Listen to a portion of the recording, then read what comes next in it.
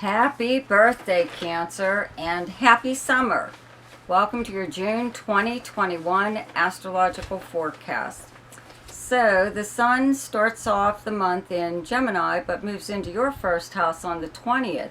And what's really nice is the planet Venus is in your sign from the 2nd to like the 26th. So, you're starting off the month with Venus in your first house.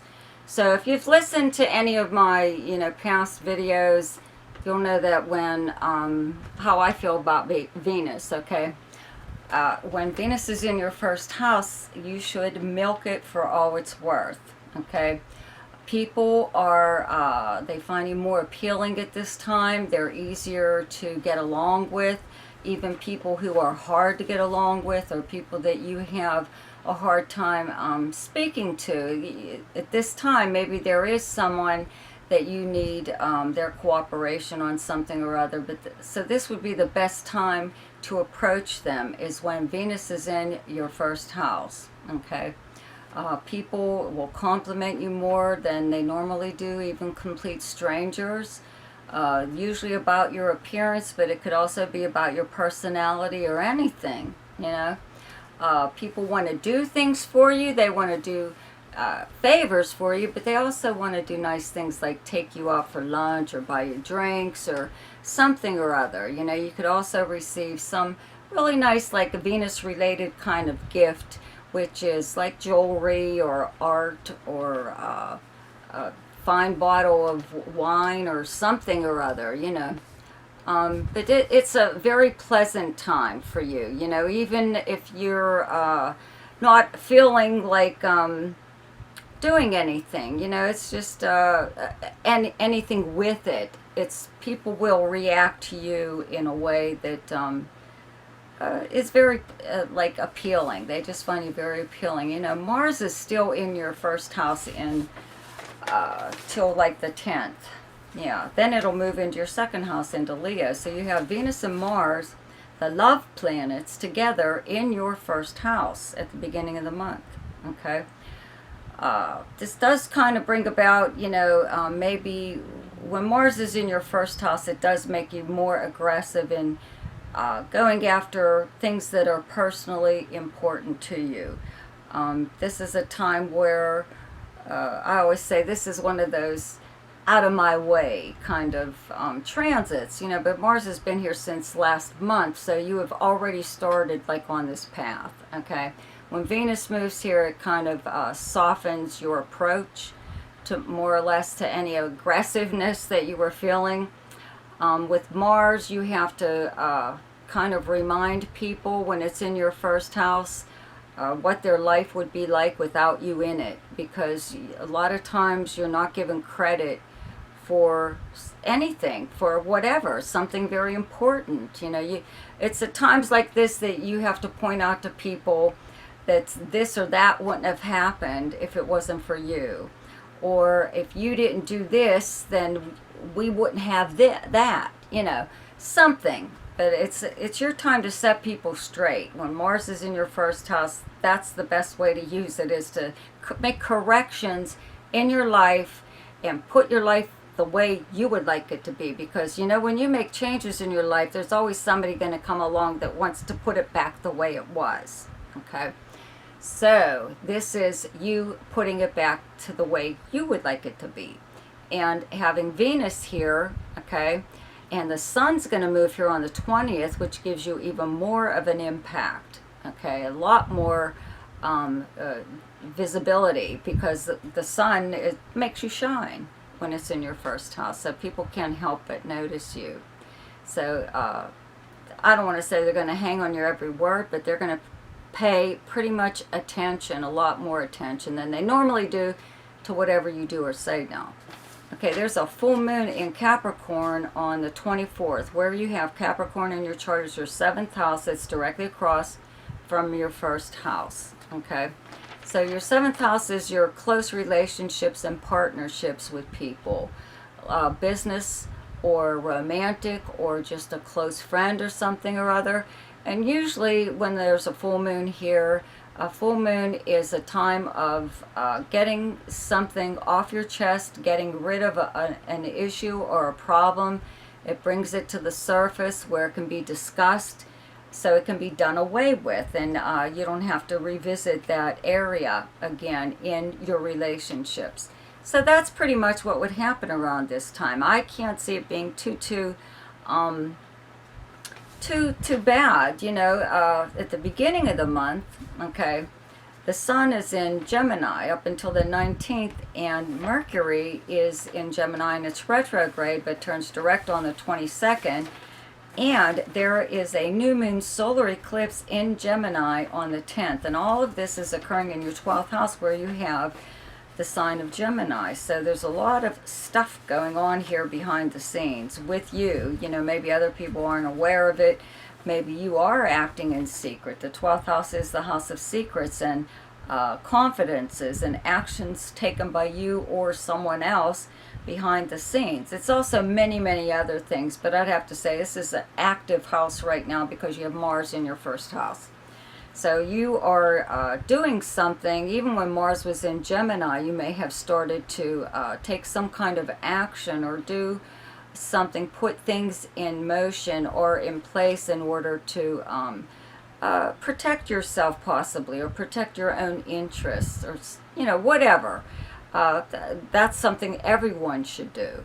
Okay, so with Mercury retrograde here, first of all, having Mercury in your 12th house kind of makes you a bit of a detective. This is the best time to kind of snoop around and inquire secretly even about anything, about people though too, but about anything that you need to know. Okay, with this planet being retrograde here, you may be finally learning something, or very surprisingly learning something. You had no idea about it, or it's actually pretty beneficial to you, especially around that solar eclipse of the 10th, the new moon solar eclipse. You could have an aha moment where you stumble even across some secret possibly that benefits you in some way, or it makes you at least feel a little bit better. Okay, makes you at least feel maybe a little bit more secure. Okay, but you are while the sun is in Gemini, you're still really pretty active, but you're like doing a lot of stuff behind the scenes. When the sun moves into your first house, like on the 20th, it's like you burst back onto the scene. You know, you reappear or whatever, and possibly maybe use whatever it is that you've learned at that time. With Mars in your moving into your second house of Leo. Okay, this is on the 11th. Okay, Mars moves into Leo on the 11th, and then Venus moves into Leo on the 27th. So, but you'll just have Mars here for now. So your second house, where you have Leo, is your house of income and how you earn your money. So I would have to say a lot of this stuff has to deal with money. Okay, so maybe you are finding out something or other in regards to money, but or whatever it is that, you know, I don't want to say you're into blackmail or anything like that, but whatever it is that you possibly learn while these planets are in your 12th house of Gemini, you could put to good use to earn more money or bring in another source of income. So, I mean, that's something to keep in mind, because as long as Mars is in your second house, that'll kind of be like your focal point in a way. It's almost like having the sun there. Okay, it makes you very aggressive in bringing in more money, or getting more money for, or increasing your fee or whatever for something that you already do. But the second house is earning money through work, kind of work that you do. Even if you're retired or you don't work at all, you still have income coming in some way or other. Okay, now Jupiter is in Pisces very briefly. On the 20th, it turns retrograde, and on the 25th, Neptune, which is also in Pisces, also turns retrograde on the 25th. So Jupiter on the 20th, just a few days later, Neptune. Both of these planets are retrograde in your 9th house where you have the sign of Pisces. So the 9th house is many things, but it's also legal matters. So I'm going to have to say that I think that might be what's going on here right now. Having Jupiter here was very beneficial. It's only here just till the end of July in very low degrees. If you listen to my video on Jupiter and Pisces, okay, it'll move back here at the end of December. But during this very brief period, something could have come to light, information that you needed, a legal matter that gets like a boost in the right direction or something or other, but something could possibly be going in your favor in regards to a legal matter. When these planets turn retrograde, though, too, you could also find out that someone wasn't on the up and up with whatever kind of information they were giving you as far as a legal matter goes. And this could be whomever your opponent is, even if you're part of, like, let's say, like a class action suit. Maybe you weren't getting all the everything you needed to know. You know what I mean? You may stumble across, even like I said, the truth about something or other. Okay. This I have to mention, though, too, this is also big travel and communication house. It's a media and publishing house, the house of religion, spirituality. So there's a lot going on there with these two planets there as far as your faith goes. But as far as travel goes, you may, having Jupiter here, even eventually for longer than this brief period, kind of brings about the trip of a lifetime, or wanting to visit some place you've always dreamed of going to. So if something like that occurs at this time, you may be disillusioned once you get there, just because these planets are retrograde. You may think you have a certain vision of it in your mind, and when you get there, it's not exactly what you were expecting.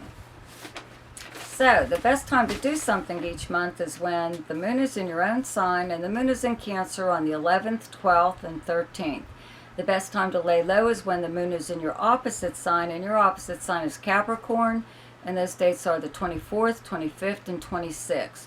The best time for romance, recreation, creativity, fun, any kind of gambling or speculation, and anything to do with children is the 6th, 7th, 8th, 20th, 21st, and 22nd. The best time for money is the 13th, 14th, 15th, 26th, 27th, and 28th. The best time for your career is the 3rd, 4th, and 5th. And the best time for communication and travel is the 1st, 2nd, 3rd, 16th, 17th, 28th, 29th, and 30th. So be sure to subscribe to my channel and click on the notification bell when you will be notified each time I upload something. Also, in the description below, there's a link to my video on Mercury Retrograde. There's also Ask Me a Question. You might want to check that out. And there's a link to my website if you would like to have your personal chart done. And check out my weekly forecasts. So I will see you next week. And happy birthday to those of you born at the end of June. Happy summer. Goodbye.